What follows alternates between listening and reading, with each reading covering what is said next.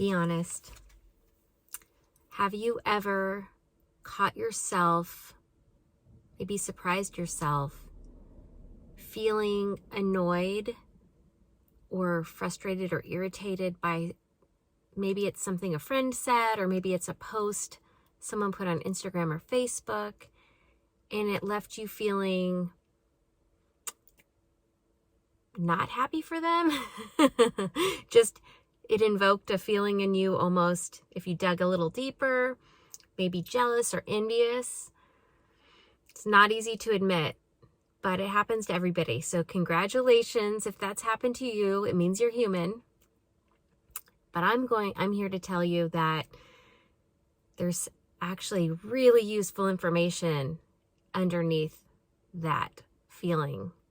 And feeling jealous and envious, or just even if you're not even in touch with that yet, but if you just find yourself feeling a little irritated, there's great information in that for you. So stay tuned. So I'm going to share something that recently happened to me. I was scrolling through Instagram and I happened to see a post that a woman I know posted, and the pictures were beautiful and she looked so relaxed. And what this post was about was this really amazing, luxurious, peaceful, serene, but very luxurious and private spa getaway in paradise. Okay. And I loved the post. I liked it, loved it immediately.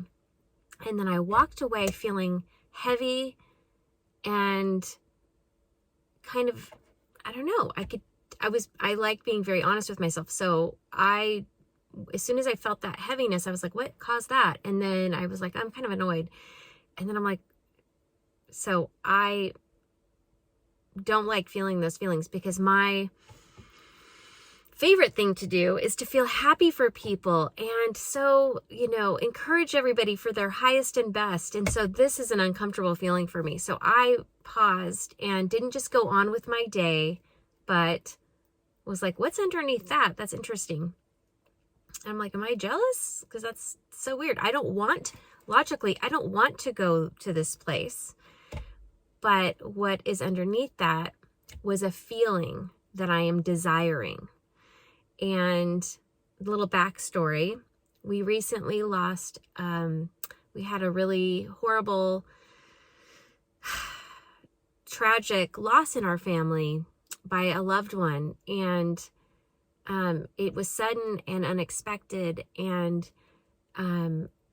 if you've ever had a loss in your family, you know that it's not just the loss that's emotional, but there's a lot of work that you have to do to put the memorial together, and there's a lot of paperwork and organization around it, and then there's balancing all the emotions, still trying to get work done. So a lot, right? I'm a caretaker, so I want to make sure everyone's happy. And I was left depleted, if we're going to be honest. I was very depleted. And so seeing this luxurious remote, not like remote, but like very private and intimate, beautiful getaway spa, like so much self-care, right? And not even self-care, because it's like other people are taking care of you and making you feel so good. I was like, oh, my body needs that. Not that exact thing, but what it gave me is a clue. I'm longing for the opposite of feeling depleted, which is what those pictures put in my face, which is serenity and peace and relaxation, right? So that's my story, and I thought I would share this with you. So that now I can walk away feeling empowered with that information. I know I need to take better care of myself, and I'm not feeling like that heaviness anymore. You can raise your vibration, not be stuck in that lower vibration. You have more clarity around what your needs are, what your desires are, and that's a clue, an important clue for what you need to do next, what you might have a hidden desire underneath. Does that make sense? So this can be literally anything. Oh, and I really want to stress. So sometimes you might see something someone has or is doing that can invoke that feeling, right?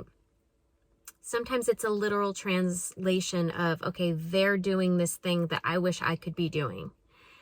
Or they have this thing I wish I could have, right? Sometimes it's not so literal. Like what happened, like the story I shared, I literally did not want to do that thing, but it was the feeling I wanted. Does that make sense? So pay attention. One indicator is if you catch yourself saying something like must be nice or something like along that line, must be nice. If I just had XYZ, I could do that too, or I could have that too, or feel that too, whatever. Okay, so I'm going to give you 4 steps to turn this information into a tool that's useful. And we all want to, the best thing you can do is liberate yourself from feeling those unpleasant feelings and use this as information. So the first step is actually allow yourself to feel whatever feelings that those are, and actually be in tune with that. So don't just scroll through Instagram or hear a story or be on social media or whatever it is, and then feel ugh, and then move on. Literally feel it and pause.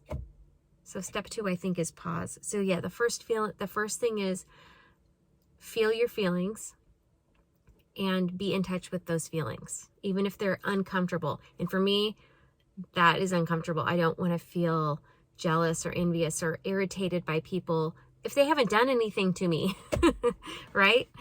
So that's step 1. Step 2 is pause. Don't just go to the next thing. Pause and investigate. So allow yourself to go, what's behind that? What's behind those feelings? Dig a little deeper and see what's underneath that. And then step 3 is ask yourself, is there something inside of this that I'm needing? Do they have something that I need? Are they doing something that I really want to do? Is there a feeling I wish I could access that this person looks like they're feeling? Those are all it's so important to find this out. As uncomfortable as this exercise is, it's very important. And once you have identified that, and be honest, it's hard. Be honest if those are some things that you would like to feel or do or have. And then the 4th step, and this is so important, and this is where this step is actually what people don't do.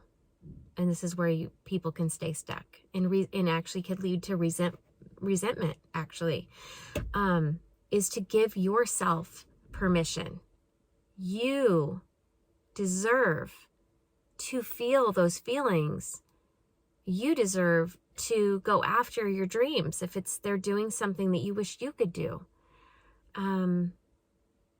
Give yourself permission to feel your feelings, and also give yourself permission to go after your dreams. Okay?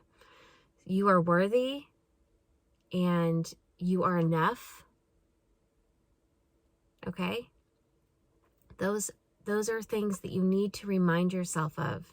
And if you can't remember that, let me remind you of that. So, and I also want to say, like, you're allowed to try new things. I don't care how old you are or how young you are. You're allowed to try new things. Sometimes we forget and we don't give ourselves permission to go after what we want.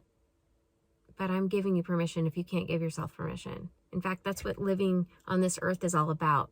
Trying new things and exploring, right? So I hope this video helped you.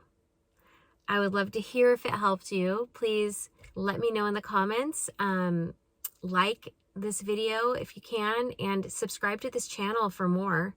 I also want to say, if you need any help accessing the feeling of worthiness, giving yourself permission, I am here for you. If you need help taking steps, if you've identified the desire that we're speaking of, like if this comes up, something comes up for you and you're like, yeah, I actually realize I wanted to do this thing, but I'm afraid, or I don't even know where to start. I love helping people take steps toward their dreams, no matter how big or how small. So please reach out. I can put a link in the bottom of this video if you'd like to have a free consultation with me to see if we're a good fit working together.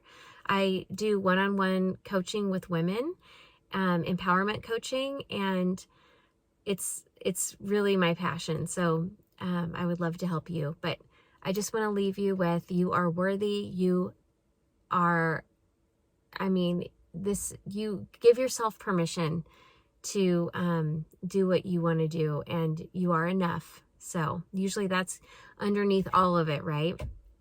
Anyway, I hope you have a wonderful rest of your day. Thank you so much for being here with me. And I'm Shell, and I hope to connect with you again soon.